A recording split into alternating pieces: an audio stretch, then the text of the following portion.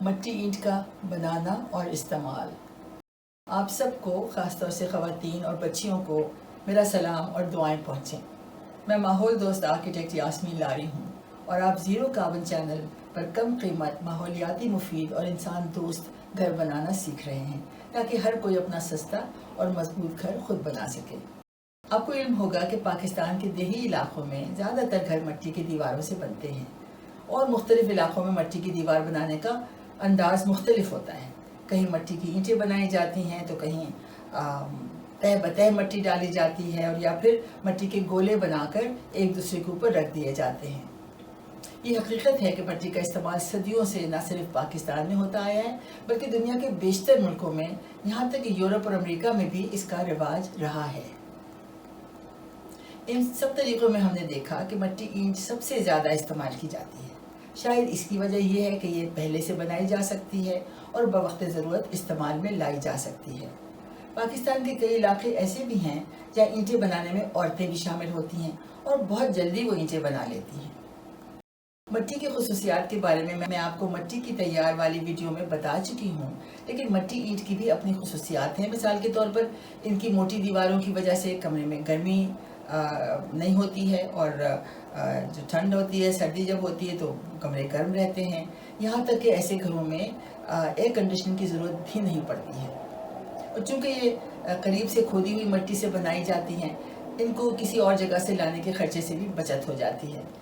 یہ اینٹیں چونکہ خود بنائی جاتی ہیں، اس لیے یہ بہت کم قیمت میں تیار ہو جاتی ہیں، اور پھر ان کی چنائی کے لیے بھی سستی جو ہماری مٹی کی ربڑی ہے اس کا استعمال ہوتا ہے، جس کا خرچ نہ ہونے کے برابر ہے۔ اس لیے میری نظر میں صحیح مٹی اینٹ بنانے کا طریقہ سیکھنا بہت زیادہ اہم ہے۔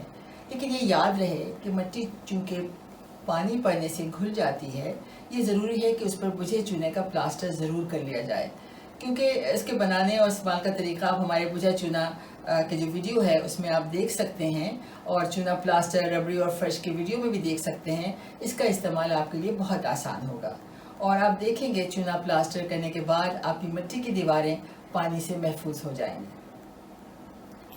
مٹی اینٹ بنانے کی ترکیب۔ آج ہم مٹی کی اینٹ بنانا سیکھیں گے جو گھر کی دیواریں بنانے کے لیے بہت اہم عمل ہے۔ یہ اینٹ سٹینڈرڈ سائز یعنی 3 انچ موٹی، 4.5 انچ چوڑی اور 9 انچ لمبی کے مطابق تیار کی جائے گی۔ ہمیں تیاری کے لیے جو چیزیں چاہیے وہ یہ ہیں: 1 ہفتے کی تیار مٹی، صاف پانی، اچھے لکڑی کے اینٹ کے فرمے، لکڑی کا برابر کرنے والا سلائڈ، ایک صاف ستھرا پلیٹ فارم یا صاف ستھری برابر کی ہوئی زمین، اور فرمے ڈالنے کے لیے صاف واری یا ریت۔ مٹی اینٹ بنانے کے لیے آپ دیکھ لیں کہ جگہ صاف ستھری ہے، اور یہ بھی دیکھ لیں کہ جہاں اینٹیں بنا کر پلٹی جائیں گی وہ سطح ہموار بھی ہے۔ اگر اینٹیں پلٹنے کا عمل کسی پلیٹ فارم پر کریں گے تو اینٹیں صاف ستھری نکلیں گی اور ان کی سطح برابر نکلے گی۔ سب سے اہم چیز ایک اچھا فرما ہے۔ یہاں ہم 4 سانچے والا فرما استعمال کر رہے ہیں، جس سے زیادہ اینٹیں ایک وقت میں بن جائیں گی۔ لیکن اگر خواتین اینٹیں بنانا چاہیں گی تو بہتر ہے کہ 2 یا 3 سانچوں والا فرما تیار کیا جائے۔ آپ دیکھ رہے ہیں کہ مٹی اینٹ بنانے کے لیے لکڑی کے فرمے کو دھو لیا جا رہا ہے، تاکہ شروع کرنے سے پہلے چیک کر لیں کہ فرما اندر سے صاف ہے۔ اس طرح اینٹ کی سطح برابر کرنے کے لیے لکڑی کی سلائڈ بھی دھوئی جا رہی ہے، اور ان دونوں کو سوکھنے کے لیے دھوپ میں رکھ دیا گیا ہے۔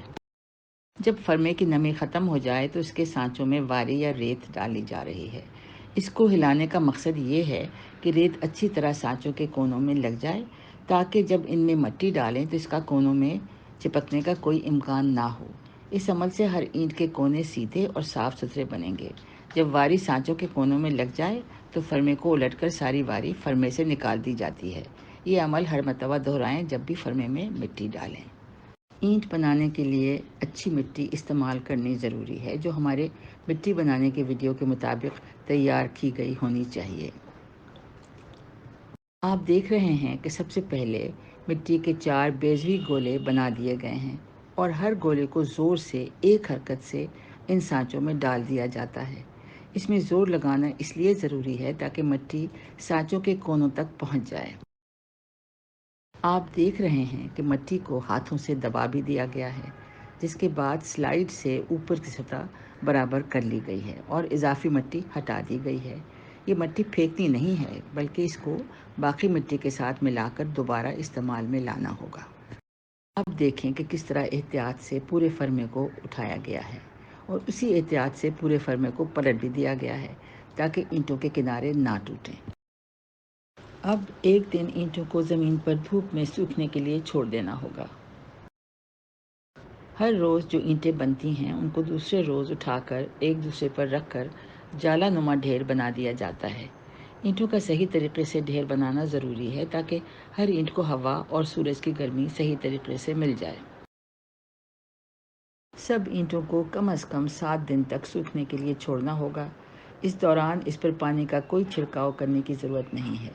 جب یہ اینٹیں سوکھ جائیں تو ان کو احتیاط سے ایسی جگہ ایک دوسرے پر رکھ کر ڈھیر بنا کر رکھیں جہاں پانی پڑنے سے خراب ہونے کا خدشہ نہ ہو۔ یاد رہے کہ مٹی اینٹ پانی پڑنے سے گھل جاتی ہے، لیکن جب ان پر چونے کا پلستر یا لپائی ہو جاتی ہے تو کئی سال تک وہ چونا برقرار رہتا ہے اور جس اینٹ پر چونے کا پلاسٹر ہوا ہے وہ بھی صحیح حالت میں رہتی ہے۔ اینٹیں ہر طرح کی دیواریں بنانے میں استعمال کی جا سکتی ہیں۔ گھر کے علاوہ اگر آپ غسل خانہ یا لیٹرین کی دیواریں یا کوئی بھی ٹبہ یا چبوترا بنانا چاہیں تو ان اینٹوں سے بنا لیں۔ یاد رکھیں کہ ان اینٹوں پر چونے مٹی کا پلاسٹر ضرور کر لیں۔